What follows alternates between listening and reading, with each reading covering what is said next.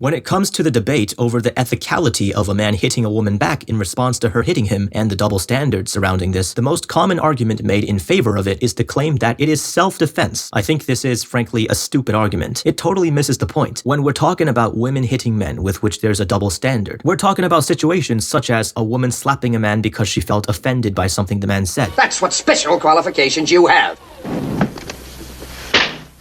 Or a woman spilling a drink in a man's face because, say, he cheated on her. In these situations, 99 times out of 100, the woman isn't actually trying to inflict damage to the man. She's doing it just to send a message. By the way, I believe this should not be socially acceptable for women to do. The nature of these acts is much more similar to that of a parent spanking a child than a mugging in a street alley. And the man knows the woman's intention, so the man isn't in fear of his safety. Moreover, slapping back is not really a defensive move. It's not like slapping back with light to medium force could neutralize a threat. Not that there was a real threat anyway. So whether it's okay for the man to slap her back isn't a question of the morality of self-defense. It's a question of the morality of retaliation. In other situations where a woman does pose a genuine threat to a man's safety, like if a woman beats up a man or pulls a weapon on a man, it already is socially acceptable for the man to fight back. There isn't even a double standard about this, about true self-defense. The distinction between self-defense and retaliation isn't emphasized enough in mainstream society. Too many people are under the impression that self-defense and hitting back are synonymous. No, they're not equivalent. Not all hitting back is self-defense. A man hitting a woman back for slapping him out of offense is retaliation, not self-defense. On the flip side, not all self-defense is hitting back. Sometimes hitting first is self-defense. If a big guy has you up against a wall and he's clenching his fists and threatening you, seconds away from throwing a punch, you'd be defending yourself by hitting him first to try and get out of that situation. Think about what defense is. Imagine you're the chief of a tribal village. You just received notice that a horde of pillagers is on their way to invade your village soon. You have 3 ways to defend the village. 1, get your archers ready to fire to injure/kill the invaders. 2, build an obstruction like a spiked wall to keep them out or slow them down. 3, pack up and move somewhere the pillagers won't find you. Subdue the threat with force, impede the attack, or flee from the danger. That's what defense looks like. Here's what defense doesn't look like. A school bully throws a juice box at you, and you fight back by throwing a tomato at him. That isn't self-defense. How is your move defending anything? It's just revenge. Revenge can and is used as a tool to deter people from attempting to harm you in the future. Deterrence is why we evolved to have a desire for revenge in the first place. But that's still not self-defense. Self-defense is protecting yourself from an imminent threat. Retaliating to warn people not to mess with you when there is no imminent threat is simply revenge. Do you think retaliation or revenge is moral or immoral? Under what circumstances is it moral? When is it immoral? Discuss in the comments.